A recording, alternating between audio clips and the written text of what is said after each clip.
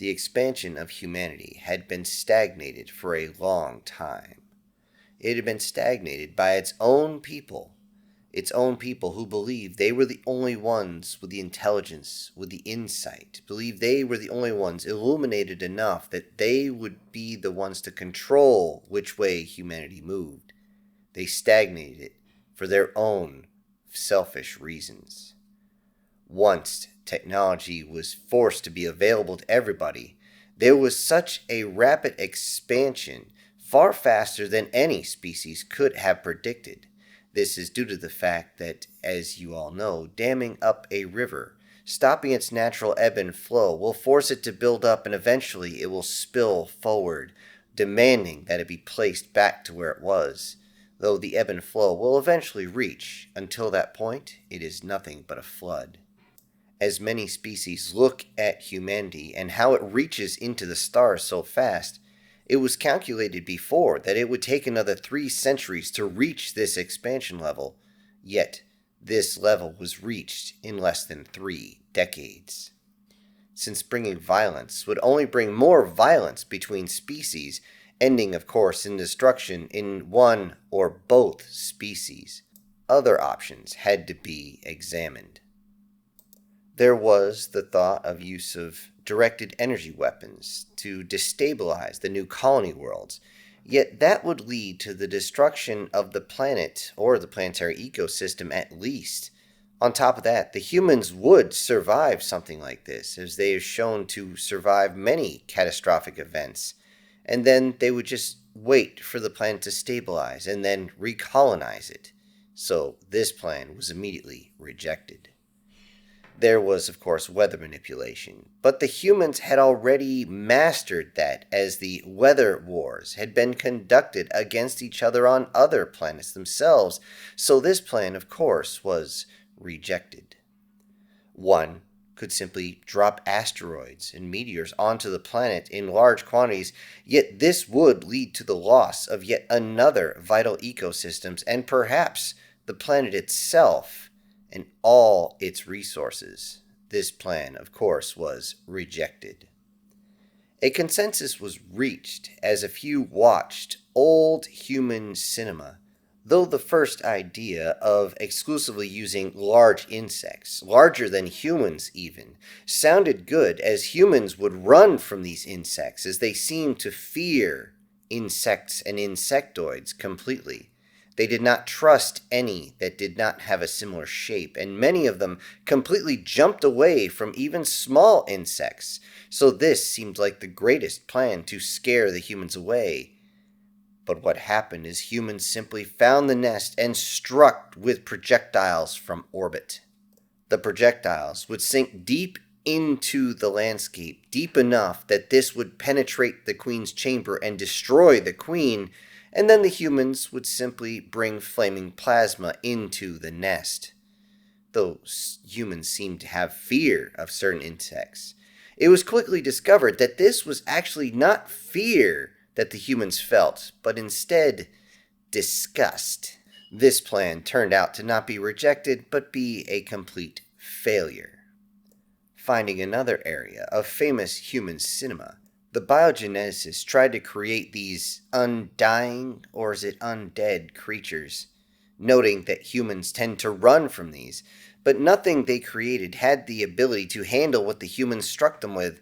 It seemed as though there was the initial scare, the initial, as the humans say, startle of what was going on, yet suddenly they seemed to laugh and smile, that strange, disturbing look. They seemed to grab whatever they could and seemed to go out and almost take score of how many they could simply rush out and crack with a blunt object, crashing the skull, and if that didn't work, they would simply burn it to the ground, chanting strange things about how a roof is on fire. It was odd. What did it take to scare them off? In the final effort, massive numbers of reptiles were released on several human colonies. These reptiles were created specifically based on human cinema. These range from small enough to be crushed by the human hen to ones large enough to consume multiple humans at once. The initial results were promising at first, as few colonies dissolved into chaos. Multi-horned creatures would stampede through human settlements. Small reptiles raided the food stocks and simply removed the resources required for survival. And then large carnivorous reptiles hunted down the remnants, screeching this strong roar that seemed to echo across the entire landscape before reaching down, grabbing a human, and gleefully consuming it. At that moment, human expansion instantly came to a halt. The human ships could not simply fire on it and destroy it like they could on the insects, as the targets constantly moved. If they tried to fire on it and it was running away, it would suddenly turn this way and that way, and they would destroy entire continents, destroy entire ecosystems to destroy it. And that meant the humans would have to take the planet back the hard way. All other species that were watching the humans watched the show as they wanted to see humanity struggle against this. Upon landing, it didn't take long for humans to quickly find the massive predatory animals and would take pride in putting a ballistic projectile directly between its eyes. And as the creature falls, they would all cheer as a vehicle would be called and arrive to carry the corpse away.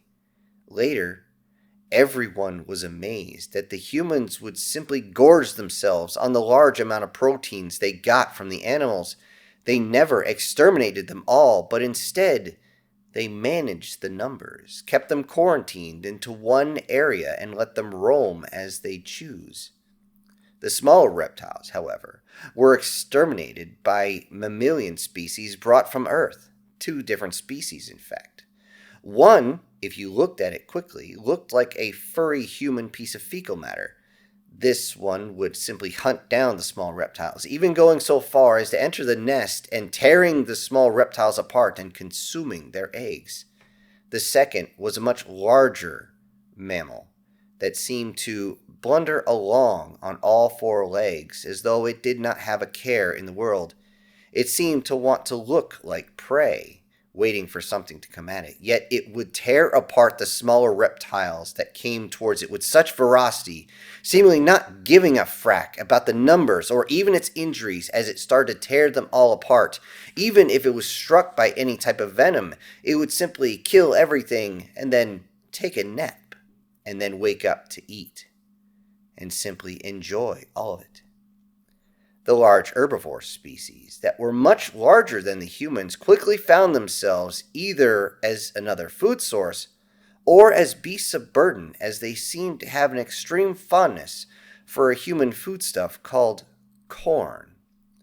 In particular, the large multi-horned herbivore could easily pull carts and vehicles many times larger than Earth's equine species could even think of handling.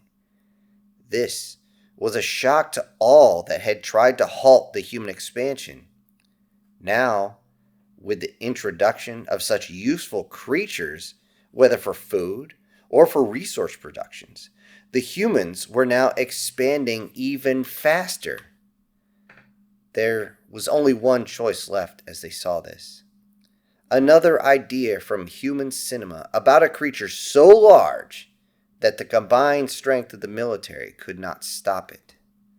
Though the question remains, will this finally halt them? Will this kill them? Or will it simply make them stronger? Hello everybody, this is Syntax. Thank you so much for joining me on part 1 of a 2-part story. Part 2 will be coming out later today. Before I go, I need to send out a special thank you to a few of my supporters, and those will be MTF Guard, Erica Gem, Guardian Sage, Brian Kemp, Douglas Scarborough, SS Demon, Prozac and Pancakes, and Sir. Thank you all for supporting the channel.